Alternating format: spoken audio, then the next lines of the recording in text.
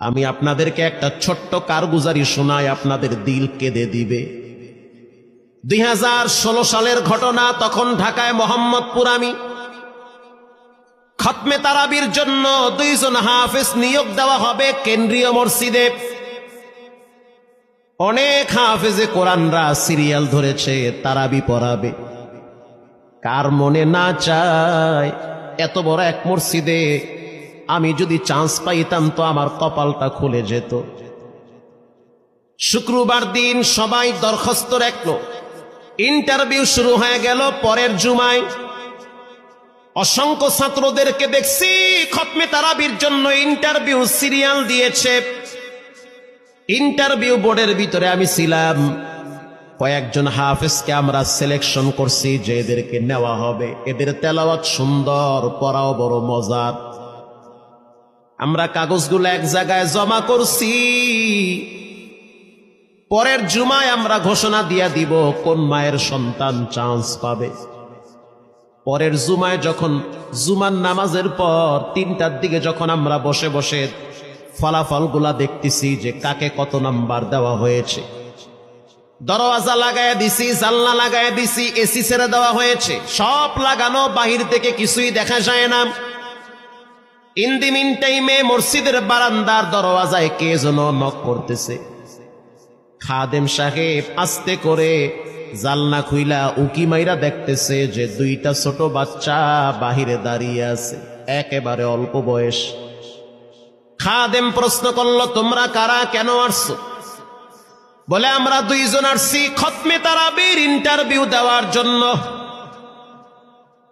খাদেম সাহেব একবার পায়ের দিকে তাকায়, আবার জামার দিকে তাকায়, কারণ কথার সাথে বাহ্যিক সুরত মিলে না। অন্য অন্য ছাত্রদেরকে দেখছি কত উন্নত পোশাক পরে, গেট আপ কত সুন্দর করে ইন্টারভিউ দেওয়ার জন্য আসছে। আর এই 2 জনের দিকে তাকায় দেখলাম মনে হয় রাস্তায় ভিক্ষা করতে করতে আইছে, মানায় না, একেবারে গরিব। খাদেম বলল, ইন্টারভিউর ম্যাচ শেষ, চলে যাও বাড়িতে, নেওয়া হবে না। যাদের ব্যাপারে পরীক্ষা নেওয়া হয়েছে তাদের ব্যাপারে ঘোষণা দেওয়া হবে। বাচ্চা 2টা নাসর বান্দা বলতে আছে, আমাদের তো টাকা নাই যে আমরা ভাড়া দিয়ে এখানে আসব। বাবায় বড় কষ্ট করে 2-4টা টাকা জমা কইরা পকেটে দিয়া পাঠায় দিছে, এজন্য আসতে দেরি হয়েছে। খাদেমের বড় মায়া লাগছে, কারণ খাদেমও গরিবের সন্তান। ভিতরে গিয়া মুয়াজ্জিম সাহেবের বলতে আছে, ও ভাই, বাহিরে 2টা বাচ্চা দাঁড়ায় আছে, ওরা নাকি হাফেজে কোরআন, কিন্তু দেখলে তো মানায় না। মুয়াজ্জিম সাহেব ধমক দিয়া বলতে আছে, কোনো সুযোগ নাই, তাড়ায় দাও। খাদেম গিয়া ইমামের কানে কানে বলতে আছে, হুজুর, বাহিরে 2টা বাচ্চা দাঁড়িয়ে আছে, চেহারার ভিতরে এত মায়া, কিন্তু বাহ্যিক সুরত মিলে না, ওরা নাকি কোরআনের হাফেজ। পাশেই তো রহমানিয়ার মুহাদ্দিস সাহেব বসা আছে, তিনি বলতে আছে, কি ব্যাপার, ফিস ফিস করে আপনি কি বলতেছেন? বলে, হুজুর, বাহিরে 2টা বাচ্চা দাঁড়িয়ে আছে, তারা খতমে তারাবির ইন্টারভিউ দিতে চায়। মুহাদ্দিস সাহেব বলল, কোনো কথা নাই, আল্লাহর ঘরের দরওয়াজা খুলে দাও, এখানে কোনো পার্সিয়ালিটি চলবে না। আল্লাহর ঘরের দরওয়াজা সবার জন্য খুলে দেওয়া হবে, আসতে দাও, ভিতরে বসতে দাও। যদিও ওদেরকে দেখতে মানায় না, বংশগত তেমন মর্যাদা নাই, ভিতরে আল্লাহর কোরআন থাকার কারণে আমাদের উপরে ওয়াজিব হয়ে গেছে তাদেরকে সম্মান করা। কোন দিক থেকে মানায় না, কিন্তু ভিতরে আল্লাহর কোরআন আছে, এজন্য তাদের মর্যাদা অনেক বেশি। এবার বাচ্চা 2টা বাহিরে উজুখানায় গিয়া সুন্দর করে উজু বানাইল। উজু বানাইয়া ভিতরে ঢুইকা আমি তাকায়া দেখতেছি লঙ্গির এক মাথা নিচে আর এক মাথা উপরে, এতটাই ভয়াবহ অবস্থা। কিন্তু আজীব দৃশ্য, 2 জনের চেহারা একই রকম লাগে। 2 জনের চেহারা একই রকম লাগে, কে বড় কে ছোট বোঝা বড় কঠিন হয়ে গেছে। মুসলমান ভাইয়েরা আমার, ইমাম সাহেব প্রশ্ন করল, তোমরা 2 জনের বাড়ি কোথায়? বলে, আমরা নারায়ণগঞ্জে ভাড়া থাকি।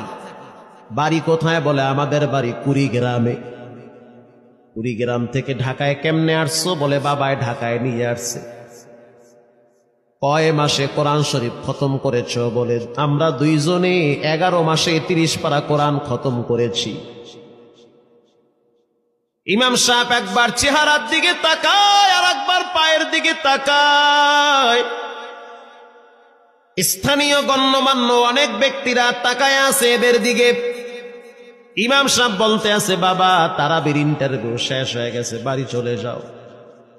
যেটা একটু দেখতে ছোট, ও চোখের পানি দেখলাম টিস্যু দিয়া মুছতেছে।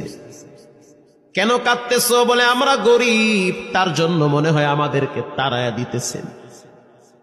আমরা জানতাম না ইন্টারভিউ তাড়াতাড়ি শেষ হয়ে যাবে, আসতে দেরি হয়েছে কারণ আমাদের তো ভাড়া টাকা ছিল না, বাবায় কষ্ট করে কিছু টাকা দিয়েছে, সেটা দিয়ে এখানে আসছি।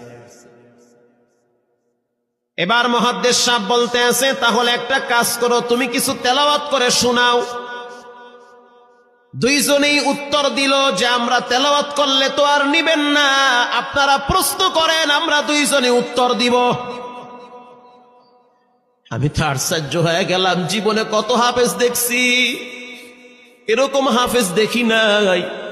প্রশ্ন করবেন, আমি উত্তর দিব। বুঝতে পারলাম ভিতরের খবর কেউ না জানলেও একজন জানেন, তিনি হলেন কে? মুহাদ্দিস সাহেব বলতে আছে, বাবা প্রশ্ন করব ঠিক আছে, তোমাদের মন মতো একটু তেলাওয়াত করে শোনাও। তেলাওয়াত যদি মানসম্মত হয় তাহলে ইন্টারভিউ নিব, যদি না হয় তাহলে ছাঁটাই করে দিব। এবার ছোট যেটা সেটা তেলাওয়াত শুরু করলো সূরা তাহা থেকে। তাহা মা আনজালনা আলাইকাল কুরআনা লিতাশকা। এত সুন্দর পড়া মনে হইতে আছে, আসমান থেকে কোরআন নাজিল হইতেছে। এত সুন্দর পড়া, কত রঙের ঢঙের পড়া শুনলাম, এই পড়া কোনোদিন শুনি নাই। আমি তাকায়া দেখলাম স্থানীয় টিউনো সাহেবের চোখের পানি বায়া বায়া পড়তেছি। ইশারা দিতে আছে আরো তেলাওয়াত করতে বলেন। এই পড়া তো শুনলে আমার দিলের ময়লাগুলা কাটে। আল্লাহর ঘরে যখন গেছি বাইতুল্লাহ ফজরের টাইমে ইমাম সাহেব তেলাওয়াত করলে যেমন মনে হয়, মনে হইতে আছে ওই কোরআনের আওয়াজটা এখন এই মসজিদে বাজতেছে। ছোট বাচ্চাটা তেলাওয়াত করলো, বড় সন্তানটাও তেলাওয়াত করলো। এবার যারা হাফেজ সাহেব ছিল তারা প্রশ্ন শুরু করলো। যেখান থেকে প্রশ্ন করে পৃষ্ঠা ঠেকায়া দেয়, একটা জায়গায়ও আটকাইতে পারে না। এমনকি বাচ্চা দুইটা এটাও বলেছে, যদি আপনাদের যদি ধৈর্য থাকে তো আমরা দুইজনে পুরা 30 পারা এখানে এক দাঁড়ানে পড়ায়া দিব। আশা করি একটাও বাঁচবে না। এত সুন্দর পড়াশোনার পরে মোতাওয়াল্লি সাহেব বলল, সব বাদ, আমার কাছে এই দুইজনই পছন্দ হয়েছে। এই দুইজন রে মোতাওয়াল্লি সাহেব দাঁড়াইতে পারে না, হুইল চেয়ারে বসে থাকে, কাছে ডাইকা বুকের সাথে জড়ায়া ধরছে আর বলতে আছে, আল্লাহ এমন একটা সন্তান যদি আমার থাকতো জীবনটা ধন্য হয়ে যেত। আমার মৃত্যুর পরে একটু হইল তেরা কোরআন তেলাওয়াত করতে পারত। নিয়োগ হয়ে গেল, তারাবি শুরু হয়ে গেছে। মোহাম্মদপুর থানায় গিয়ে খবর নিয়ে দেখেন অনেক পুলিশরা এই বাচ্চার পিছনে দাঁড়ায় দাঁড়ায় নামাজ পড়ে চোখের পানি ছেড়ে কেঁদেছে। শুধু তাই নয়, অনেক হিন্দু মহিলারা পর্যন্ত রাস্তায় হাঁটার সময় তেলাওয়াতের আওয়াজে দাঁড়ায় দাঁড়ায় কোরআন শ্রবণ করেছে। শুধু তাই নয়, অনেক বড় বড় ডাকাত, মাস্তান, সন্ত্রাস, কিশোর গ্যাংয়েরা পর্যন্ত দাঁড়ায় দাঁড়ায় কোরআনের আওয়াজ শুনেছে। 17ই রমজান দেশে বদর দিবস, হাজার হাজার মুসল্লি দাঁড়িয়ে আছি।